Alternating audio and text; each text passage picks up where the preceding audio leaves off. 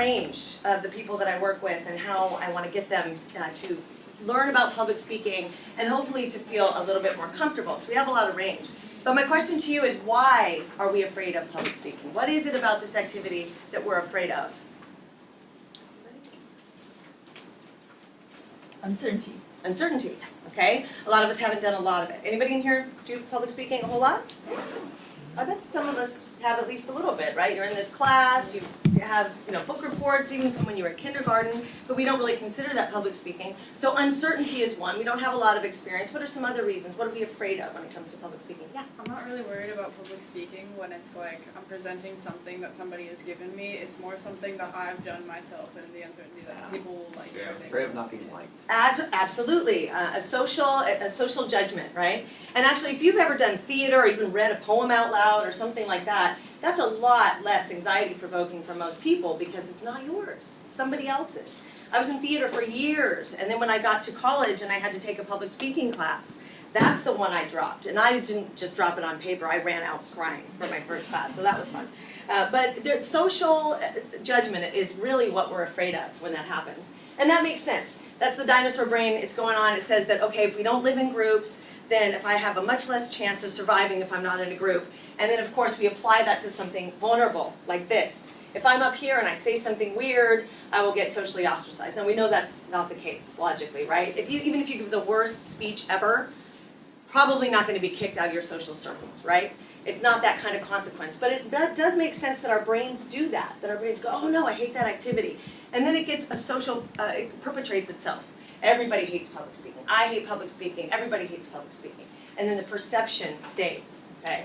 So we know that we're afraid of it, and we know a little bit about why we're afraid of it.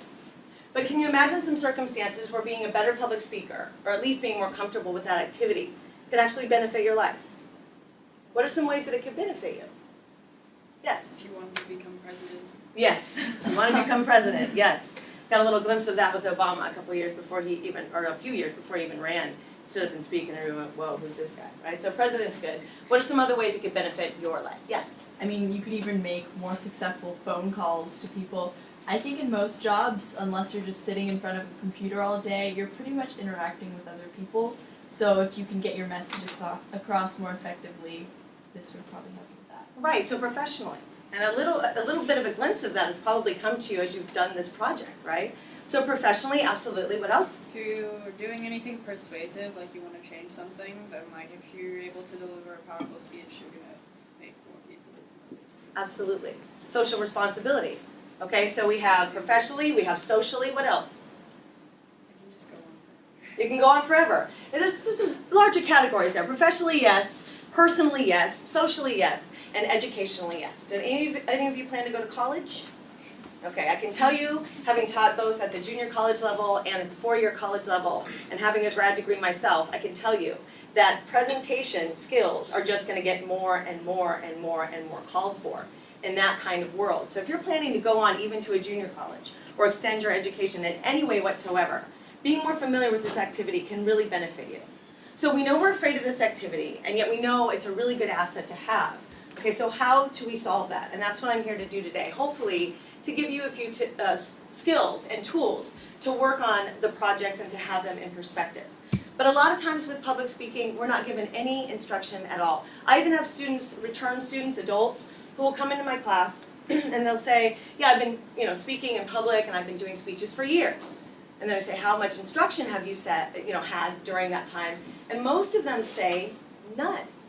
Okay, so even a speech class that I'm teaching in college, up to that point, they've had no instruction whatsoever. And there's a metaphor that I use to explain why that can be problematic. Even a very menial, small, simple task can become really, really daunting if we're not given any instruction and we're given no tools. If I tell you that I want you to do something like dig a hole, I want you to dig a small hole. Okay, so think about that. And I give you no tools whatsoever. What's going to happen?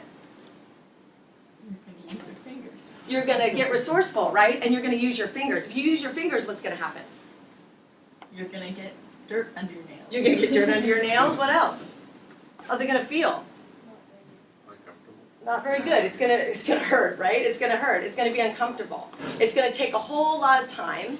It's going to take a whole lot of effort. And how about that end product? What's it going to be like? Not very good. And if we're given a job to do, and we're trying to do it using all of our resources to do it, and the end product isn't very good, then how are we going to feel about repeating that activity? Probably not very good, and not very anxious about doing that again, right? And oftentimes that's what happens. And a lot of people even give up. I'm just not going to do it at all. And then we have another circumstance. I hear people a lot of times, and they say, oh, here's the tips I've heard in the past. And I liken that to be given the wrong tools. If you're given the same exact activity, you guys, I want you to dig a hole, and I give you the wrong tool. I give you a spoon. What's going to happen then? At least your nails won't get dirty. At least your nails won't get dirty. You have something, right? But it's going to do the same exact thing. It's going to take a lot of time. It's going to be frustrating. You're not going to really know what it's supposed to be like, and you're going to have a bad experience. And then you're probably not going to want to repeat that experience. And that's usually what happens. I hear tips all the time. Have you ever heard that tip where they tell you need to imagine people in their underwear to relieve anxiety? That's creepy. We don't do that. It takes a lot of energy to do that. And you're trying to do that while you're trying to, it doesn't make any sense, right? And then I get this. I have students say, well, you know what, I have a lot of anxiety, so I've been told that I should just look over people's heads when I'm speaking. How's that? How's that problematic? You're supposed to, yeah, but what's the deal? Like, how do you feel as an audience if I'm staring over your heads? Spacing out. I Yeah. feel like you're in theater. Right. Talking to the fourth wall, right? That doesn't make any sense. I'm not talking to my audience. And actually, if you think about that dinosaur brain again, it's exactly what you shouldn't do. Because your brain knows that there's all this stuff. What's running around in your body when you're feeling nervous and excited? What's that thing? What's that drug? Adrenaline, that's right. So that's running around in your body, and your brain knows that. And your brain knows that there's a bunch of people out here. It knows that. But you're looking above them. So what do you think your brain's starting to do? It's starting to go, uh-oh, we know there's people, we know there's adrenaline. That's exciting, except now you're looking away from them, so that means they're dangerous. Oh no, they're dangerous. And then your brain goes to another place. Have you ever done a speech and you forgot what you were going to say? Yes. That's why. Because your brain's doing all this stuff like, oh no, it's panicking. So hopefully today, what I want to do is give you some tools that will help you, first of all, fix your perception about this activity, if it is indeed problematic. Okay, some of you it is, some of you not, but it's good to have the tools. Next of all, I'm going to focus most of my time on right here. Preparation, where you start. Because that's like having, if you're a writer, a lot of times when we start thinking about a presentation, what do I do? Having a speech to do is a lot like having a white sheet of paper in front of you when you're a writer. It can be very intimidating. So where do you begin? That's what I'm going to focus on. Practice and performance are going to be up to you. And I'm going to come back after spring break at some point, and we're going to talk a little bit about the specifics of this, like Talladega Nights, where do I put my hands, things like that. But right here, I'm going to focus on right here, so that this stuff will kind of lead to itself. Okay? All right. So let's start at the very beginning. Let me see. Hand the handouts out. That would be good. Well, no, let's do the first one. First one is the outline. Yeah, hand out that one first. Shelly's going to put these in front of you. We're going to talk about this process in just a second. But first we're going to work on perception. That's easy to do. Working on a perception just takes one little fix of one little thing. And if you help each other do it, then it can lead the way for the rest of this, all this stuff, all the preparation. So we talked a little bit before about the drug that's going on in your body when you're feeling nervous and terrified, right? What's that drug called again? Adrenaline, that's right. So also that drug shows up when we're doing stuff that we like to do. What are some of the things that we're excited about doing, that we're liking about doing? If you think about that for a second, maybe you do a sport, or maybe you have an activity that you like. Even video games can get our heart rates up, things like that. If you like to snowboard, if you like to do things like that, anything that gets you excited. Exercise, yeah, good or bad, right? So anything that causes excitement causes adrenaline. What's the difference between the adrenaline that's running through the body when there's an activity like public speaking that you maybe don't want to do, and the difference between that and the adrenaline that's running through your body when there's stuff that you do want to do, that you're stoked about? What's the difference? What's that? One's nervous adrenaline. One's nervous adrenaline? Is there such a thing? That's a good guess. It's like when you get in a car accident, or when you have or when you almost get in a car accident or something bad happens to you, or when you're riding on a roller coaster or something. It's like nervous, you're like sweating, but then the other adrenaline just makes you like happy, it makes you want to post things. So what makes that different? Your It's the situation you're in when your brain produces it. That's right. The situation you're in and how you perceive that activity. If you like that activity, then it's the good stuff. If you don't like that activity, then it's the bad stuff. There actually is no difference between the two chemicals. It's the same chemical. It's how we label it. Okay? Psychologists all the time do research about what's the difference between that. And there's all sorts of philosophies, but there's one thing that I've found in all the years that I've taught that really works, and it's called reattribution or redefinition. Okay? So every time that I have speakers that come in my classroom, they were saying things like, oh, I'm so nervous, oh, I'm petrified, oh, I'm scared to death. So of course, as you can imagine, that perception and that label perpetuates that thing. And naming it perpetuates that thing. So I stopped letting my students say those words, in my presence, of course, but also with each other, even as they're practicing. So I would like you, right here, right there, to fix your perception by doing one thing, and that's redefining that nervous, petrified, whatever word you want to use for those negative things, and I want you to use one word only, and that word is excited. You're going to fake it till you make it for some of you, but others of you, it's going to work really well, okay? Because if you're saying, I'm nervous, I'm scared to death, and that's perpetuating that, if you just say you're excited, your brain's going, okay, well, it's not necessarily positive, but it doesn't sound like I want to jump out of a window, so that's better, okay? So I want you to use the word excited from now on, and if you hear somebody going, oh, I'm just scared to death about this presentation, stop them. Say, no, you're excited about this presentation, because they are. That's the deal, you're excited about it.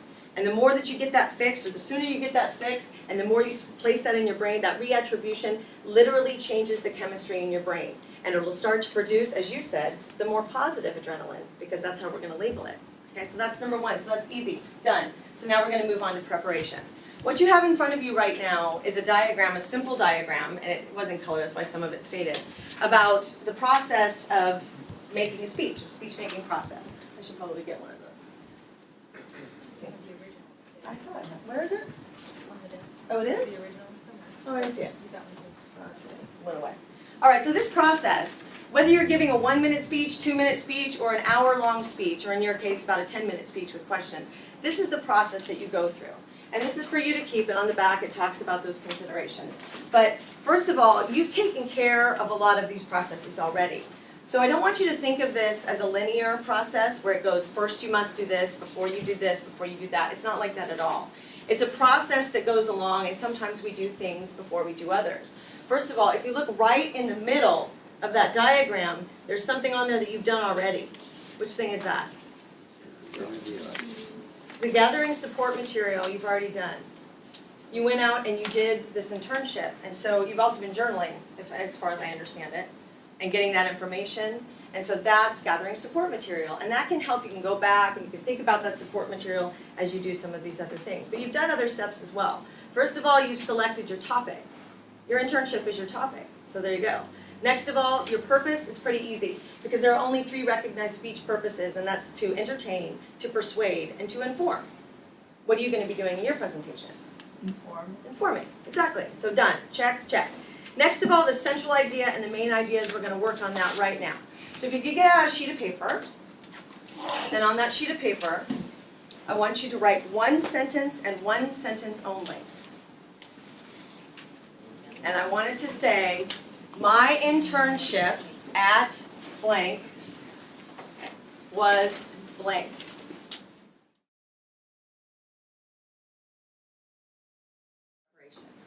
When you're building something like a house, you usually try to have a vision out there in the future of what it's going to look like. You may not have exactly, but you have an idea. And what I'm going to talk about now, I want you to think about how you want your end product to be. When it comes to speech communication, a lot of people imagine a speech as being a little bit like this.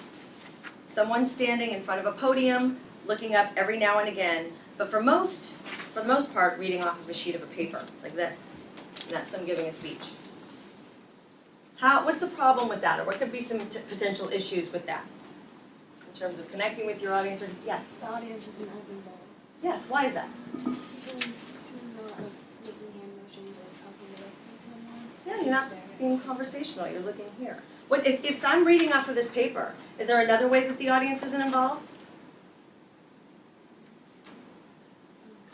This is stagnant. This is written. If I get a bunch of people going like this, like I have no idea what you're talking about, I don't have a chance to clarify or to much come off the page because I'm stuck to this. This is the manuscript. So you're exactly right. So a couple of things happen. I'm down here, I'm looking at this instead of my audience, so the eye contact goes away. If my eye contact goes away because I have to be here on this sheet of paper, my voice is going into the table instead of at my audience. My gestures are restricted. My facial expressions are useless because they're down at the page. That's called manuscript delivery, and that's the most common mistake that students make at the college level too. And that's not what I want you to have. Okay, so that's not what we want the house to look like. So I don't want you to think of any speech in terms of writing. Okay, outlining, yes. Taking notes, yes. But writing, no. Because if you write out an entire speech on this piece of paper, even if you practice and you're really good at looking up from the page, it's a manuscript delivery, and you're going to fall victim to some of those negative habits of a manuscript delivery. Even people that are reading off of a teleprompter, sometimes you'll see that on TV. If you're reading off of a teleprompter, that's still reading. Your eyes may be up, and some of the facial expressions may be better, or you may be better able to see them, but it's still manuscript delivery, and that's what we don't want. Okay? It creates a lot of accuracy, though. Do you ever get teachers, they really want to say it the exact right way, and so they'll read almost a speech, or people will read almost a speech. You get politicians doing that all the time. There's a lot of politicians, a recent one, where they had to take him and go, oh, not so good on his own. Here's the manuscript, okay, reading the words, right? Because if he vamps on his own, he gets a little bit in trouble. That happens a lot. So there's some values, but it's not really very natural, and it takes you away from your audience, just like you were saying. There's another mode of delivery, and that's called impromptu speaking. Does anybody know what impromptu speaking is? Improvisation. Improvisation, it's like that. It means no preparation whatsoever. I told you at the beginning of the class when I ran out of my speech communication class, the very first one that I took, that's why I ran out of the class. It was an impromptu speaking assignment. You basically, got a piece of paper, like a strip of paper with a topic on it, and they said, with the timer, go. And I was petrified. And that makes sense, because the number one way that we can help our anxiety, in addition to this perception checking and changing, is by preparing. Is by making sure that we know how to prepare so we can prepare. So impromptu speaking means no preparation at all, speaking from no notes at all, and not having any preparation. It would be very difficult for you guys to do that kind of performance in here, because you've at least done some preparation even already, right? You've done the internship and all of that. But if right now you just decided, I'm going to wait till the last minute and I'm not really going to practice this thing, that would be impromptu speaking. So what are some of the problems with impromptu speaking just off the cuff from the perspective of an audience? What are they going to get that's maybe not that great? Not fully thought out delivery, probably a lot of like and stuttering. I have a problem with that. Yeah, probably. There's some people that are really good at it, but for the most part, we're going to have some fillers and maybe some nervous. It's okay to have some anxiety and to have nervous behavior, but you're going to have some nervous things going on that could take over. But let's imagine that you're really, really good at it. How about the content of the speech? They might not be sure what your central idea is because you might not have decided yourself. Exactly. And if you're not very organized and you're not staying on track, the audience is not going to feel like they're on track. And that's not what you want. You want your audience to stay with you as much as possible during speaking, okay? Also, impromptu speaking causes a lot of anxiety, and even if people are really, really, really good at it, the quality of the information is usually not that great.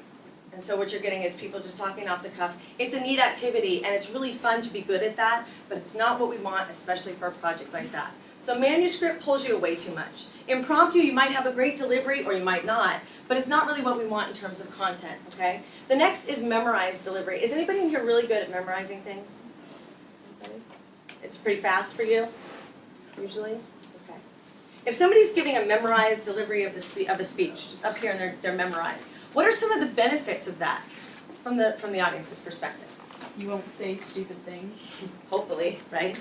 Try not to. If you're memorized absolutely to the book, you probably won't say stupid things. Hopefully, Good, it's stupid. right? What else? You want to use filler words most of the time. Right, and you've practiced it like that. There's no on the page from what you're memorizing, right? So usually no fillers. You won't forget what you're saying. Yeah, hopefully you won't forget what you're saying. Has anybody ever memorized something and forgotten a little part of it? The brain flips out. Yeah.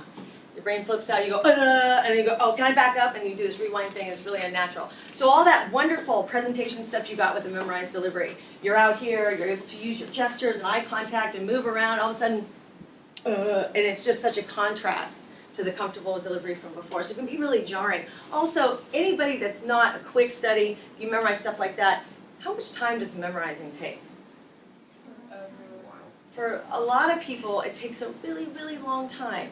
So if you're preparing your speech and you're trying to memorize it, that's a really big undertaking. For students of mine, they get this really long 10-minute speech. By the way, 10 minutes is a long speech. And a 10-minute speech, they get at the end of the semester, and they have other things like finals and other projects due and all sorts of stuff coming up. And you guys will have other classes, maybe jobs, families, lives, things like that. And memorizing something can become very daunting. Okay, so time alone can be difficult. I get students that start to rely on memorization when it's a 1 and 2 minute speech, and then they get to 10, and it's like, oh, this is too much. I didn't learn the things she wants me to learn, and that's what we're going to talk about next, which is called extemporaneous speaking. And that seems to have the best of everything and very little of the worst. Extemporaneous speaking is what you're going for. That's your end product. That's your house that you want at the end. And what that means, extemporaneous, is speaking from limited notes. So that means that you're not going freestyle. You got nothing at all to, break your fall. You have notes. You have notes that you've worked on and that you've worked with and you've practiced with, but they're not written out word for word. So you're not manuscript delivering, right? Staring at it. And they're there for you, so you're not winging it, okay? And you might be familiar with the way that this goes and things that you're going to say, but not so word for word that you get tripped up if you don't say a word a certain way or at a certain point.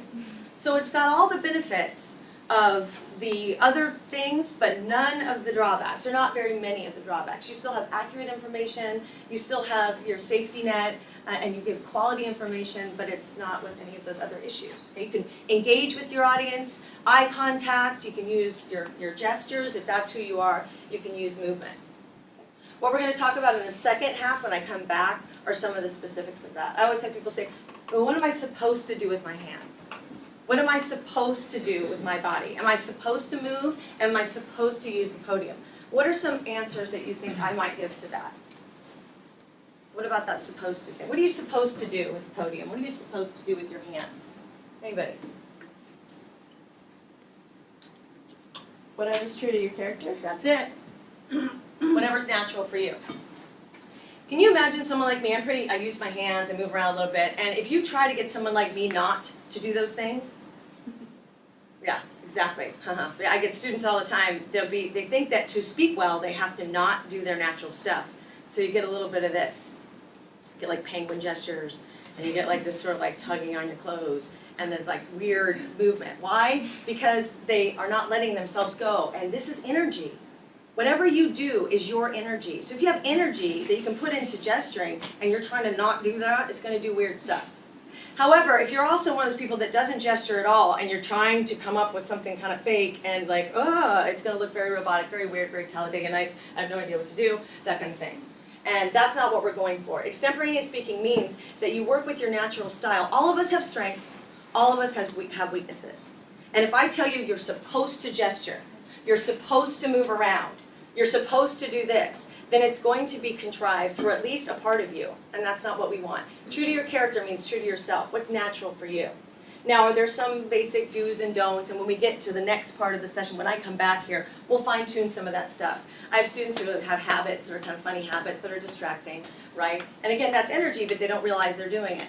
So after you've got your perception fixed, and we're doing through these steps of preparation right now, when you start to do the next step, which is practicing, and you start to figure out the funny things that you do, then we can fine-tune that when I come back. And you can also help each other with that, okay? But it's in standing up and preparing in this way that helps us to do those other things. All right, so in terms of the preparation, we went through the 8 steps. The delivery goals is the extemporaneous speaking. Now I want to talk about the outline that you have in front of you. That outline is helpful, and hopefully it'll help your classmates to help you and your teachers to be able to help you because it's very, very, it's not vague, it's adaptable to your situation, to your internship, okay? And it's a very general thing. On the front or back or front, on one side, I have what's basically a template, and you can think of this as a way to start your format, a way to start your main idea. And on the back, some explanation. But this is the most important part right now. If you just wrote out your first sentence that I had you describe your experience with your internship, and you came up with a few ideas of why that's true, or the reasons why that's true, then that's a speech outline. That's the meat, that's the most important part. And everything else that you add to it, you can add from the inside out.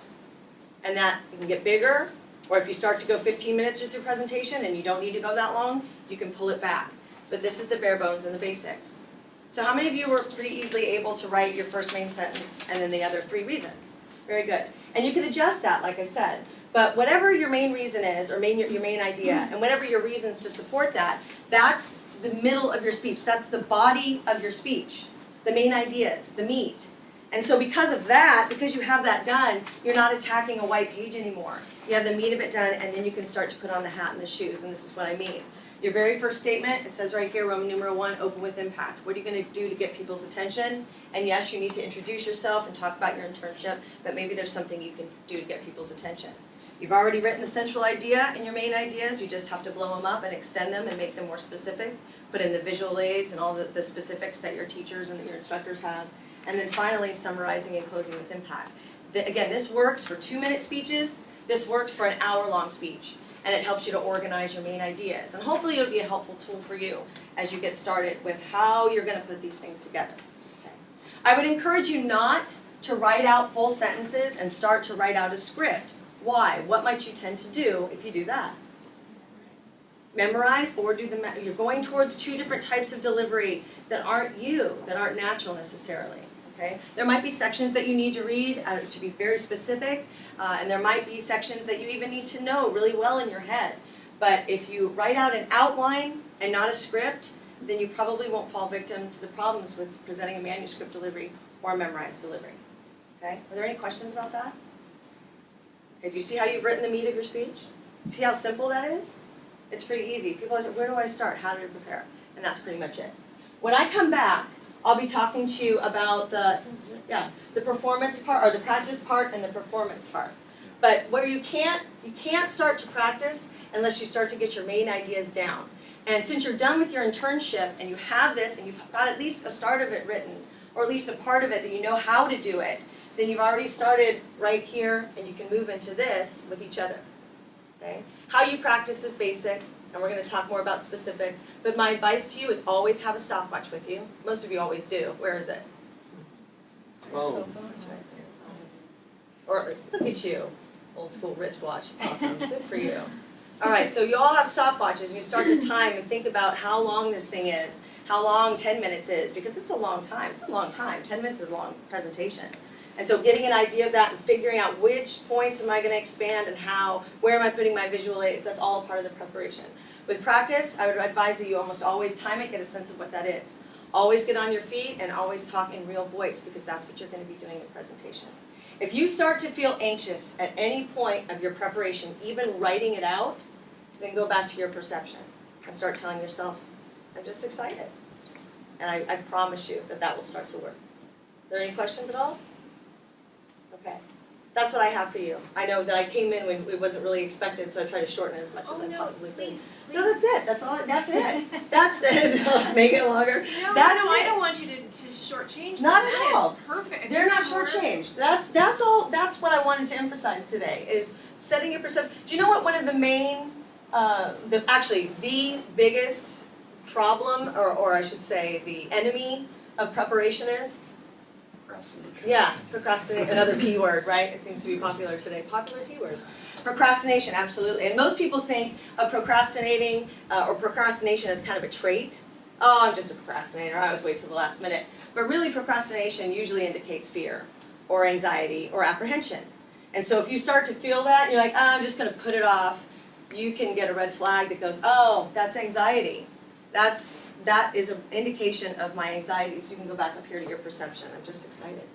Can you talk to them about the impact, the beginning, and what can be impactful for the audience? Sure, opening with impact? Yeah. Yeah, it depends. I do want to be too specific on that because a lot of teachers have requirements that they want people to do, but I get super bored when I go hear speeches that, hi, my name is Karen and I work at the JC. Neat. You're gonna get to that, right? So what is something you could do to open with impact that'll grab people's attention? There's all sorts of things that we do naturally that grabs, if you think about shows or other people or friends, when they do things to get our attention, what are some of the things that people can do right at the beginning of a speech to grab our attention? Anybody? Tell a joke. Tell a joke. Use humor. Yeah, that's really effective. Humor is effective for who? The speaker or the audience? Both. Both. I get a lot of students that are very, very excited about the first day of class, and they'll try and integrate humor into the beginning so that they can start off on that foot. But you have to make sure, there's one thing that you have to really, really make sure about humor. Doesn't offend anybody? Suits your audience. That what? That suits your audience. That it suits your audience. Yes. That it's funny. And I know it sounds kind of silly, but it's true. If you're trying to pull off humor and it's not funny, then it can go the opposite effect, like, ooh, well, audience hates me. So yeah, make sure your humor is funny. So humor is one way. What are some other ways we can open with impact? A rhetorical question. A rhetorical question, very good. But one piece of advice that I give students, if I say right now, how many people have been in a car wreck? A couple of you raising your hands, and I was like, well, you gotta tell people how you want them to answer. By a show of hands, how many people have been in a car accident? Or I'd like you all to just think to yourselves for a minute, or ask yourselves. You gotta tell your audience how to answer, otherwise you get this weird like, me, I don't know how to answer that. So make sure that you know or tell your audience how you want them to answer. Show of hands, just think to themselves. Also, a warning about rhetorical questions is they are oftentimes overused. The reason why they're overused is because they're really effective. They're really effective not only because they get the audience on your same page, but it can really help you to guide the audience of where you want them to be for a second and put them in that spot. So they're super effective. So you get a classroom of 30 people or 50 students or 100 students all starting with a rhetorical question, it can be a little redundant. So my advice to you would be if it's a good tool and it fits your speech and it fits your audience, then fantastic. If you think you could do something else, then get creative. What are some other things we can do to grab people's attention? I've seen all sorts of crazy things. Some of them acceptable, some of them unacceptable. I used to say things like, you can do whatever you want, take off your clothes for all I care, and then I had a guy with breakaway pants. And that wasn't cool, so I have to watch what I say. After this many years of doing this. Really weird thing. Yes, so I've got all sorts of things to get people's attention. If you can think about ways to get creative a little bit. Facts are good things, like if you Facts. have a really good fact about your internship, that might be. An anecdote or something. Yep, an anecdote, a short story, especially with 10 minutes, you have a minute to think about and look at all that journaling. Was there a funny moment that stood out to you about your internship? Was there a time, an aha moment that you went, I get it? Was there a crazy character that you had to deal with in your internship every day? Was there something funny that somebody said? Yes, so, and funny facts as well, but also outside sources. Maybe there's an interesting fact about this industry, not just the internship specifically, but the industry. And if you're doing that, if you're going to talk, for example, about maybe an article that you read, or something that you read, or a statistic that comes from Newsweek magazine, what do you need to make sure that you give the audience? Citation. That's right, the full citation, the source itself, the date, and the author. So make sure that you're backing that up. So it sounds something like, a very interesting fact was found in Newsweek of July 2013. John Smith says that the hospital industry is actually growing more than any, and whatever. But make sure you have that full verbal source citation in your Open with Impact, if that's what you're using to open with impact. So we have question, we have humor, we have a fact, we have an outside source. What are some other ways we can open with impact? Maybe something really personal as to why they chose that industry or that internship. Some people had real personal reasons why they wanted to do that. I think that would connect them with the audience right off the bat. Absolutely. About their personal choices. Personal experience. And the good thing about that is if you are willing to reveal your personal experience or to talk about your personal experience or why you're motivated, then it does get the audience on your page, on your same page. They connect with you a little bit more. Audiences can feel sincerity, can't they? You ever have somebody who doesn't care about what they're talking about it? You ever see those people? Teachers maybe that would, not you of course, and not me of course, none of us, but teachers that have been doing it maybe a little too long. I used to have a history teacher, I don't think he cared anymore, and first of all, yuck. And also, he just didn't care, like his words were basically like, okay, and you could tell he had checked out. If you don't care about it, it's kind of like the thing on the airline when they say you gotta put the mask on yourself before you can take care of somebody else. You gotta care about it first. You gotta care about it before you can make your audience care about it. And that caring about it and needing to get the message to the people type of thing also takes care of the perception of this being a nerve-wracking activity. If you think about the fact that I need to convey this information because I'm stoked about it, I'm really excited about it, I want to share my experience, then that can really motor you through that and connect with the audience on a very sincere level. We know when people care. We know when people care about what they're talking about because they show energy. And that doesn't mean jazz hands and moving around like I do all the time. For some people, it's just the way you talk. And it's how you feel about it, and it comes through. But if you don't care about it, the audience isn't going to care about it. So you got to make sure to charge it with that. And one personal story, starting off that way, is a good way to do it. It's also a good way to get you involved. Like, okay, this speech is going to be about this. I'm going to care about this, and it'll get me through some of the humps of being excited. Okay, just did air quotes. I try not to do that. Other things? Other ways we can open with impact? Or other questions? Do you guys have any questions about public speaking? How you want this to look? What the heck I'm talking about? Anything? About what? Yeah. How long is our speech gonna be again? I think it's 10 minutes, right? Isn't it? It's 10 gonna minutes? be, yeah. I it's probably haven't been like- given the guidelines. This is my first year to do this. So Okay. I don't know what the guidelines are and what. We're still working on it, expected. but I think it's gonna be about a 6 or 7 minute speech with a 3-minute question and answer time, so your whole thing is 10 minutes? No, the whole thing's 20 minutes for each student. Oh, really? It's a 10-minute, that's how they did it last year, and I was told. That seems long. We'll I have to don't talk think, about that. we'll give time for a That is 10-minute, long. a 10-minute Really speech and a long. 10-minute question and answer. If you don't fill the whole 10 minutes of question and answer, that's fine, but we just wanted to Wasn't give. it only like 6 slides though? It's Yeah, only 6 6 slides. slides, yeah, I 10 think, minutes for 6 slides? yeah. That's a minute. It seems like more than. So the long and the short stories, we don't know yet. We'll get it to you soon. You Well, well, somewhere between 6 and 10. Yeah. There's your ballpark. What's good again is that this that I've given you right here, this can blow up or go down as much as you need it to. So, and this guideline of 3 main points, that's just a basic idea. We think triangularly, beginning, middle, and end, start, middle, end. And so because of that, the 3 is a good guideline, but you might have more than that. And you might have different ways of guiding it, and that's fine, but this is a real general way for you to expand. I tell students all the time, the first speech that I do in my classes at the JC is a narrative speech. They tell a story, and I get students that'll come to me. I first of all have students that I can see them. I'm going to do the narrative speech assignment, haven't even talked about this, and they have a piece of paper, and they're stoked in front of them, like, look, I wrote out my speech. And then I say, oh, by the way, you're not supposed to write it, and I get like, oh, well, clearly I didn't do that, so, moving that away. But when we learn about this, I tell students, stick with an A and a B subpoint, no more. Because that's a 3 to 5 minute speech, 4-minute speech. So if you have a whole bunch of subpoints, that's a whole lot of stuff. And time goes crazy. Just like adrenaline, if we're doing something that we really, really like, 10 minutes seems like it flies by, right? When you guys have break, you're like, seriously, that happened? And then you're in class at your hate, and you're like, wow, that sucks, the time just went backwards.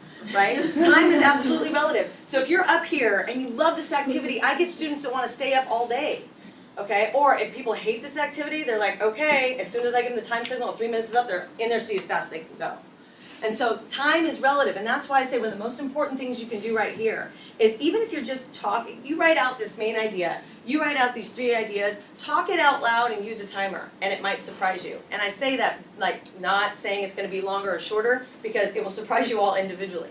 Some people can't stop, some people can't say enough. So working with your timer will help you to understand your tendencies and to adjust, because it's extremely important, especially for something like this. If you speak 11 minutes for a 10-minute presentation, what happens? You ever have a teacher that speaks too long, goes too long, your class is over and they're still talking? What are people doing? Leaving. Packing up, checking out, right? But if you go right under, got 10 seconds and then the bells ring, it's like, perfect. So you want to time it so that you're in the time, not over the time. And that means getting a timer every time. Okay, good. Other questions? Okay. Like I said, I will be coming back. This time, hopefully with more notice. I will be coming back, and we're going to talk about some more specifics here.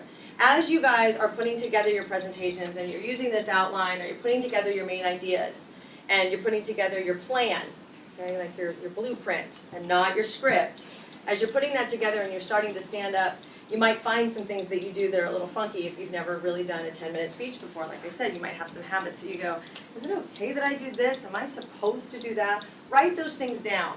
And then in our next session, it'll be more like a personal coaching session if I'm able to know what you're doing on your own and know what kind of questions that you have that you can bring to the table.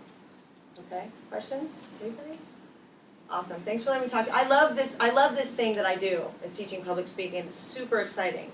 And I teach other classes as well, but one of the reasons why I really love public speaking is because people leave it with something they can do and something they can really, really, really use, unlike my algebra class that I took. So I really like doing that, and so hopefully I've instilled in you a little bit today, but it's not a scary activity. It can be, but it doesn't have to be, and it could be something that can really help you in your real life, okay? Let's give a big hand for Thank Karen. you.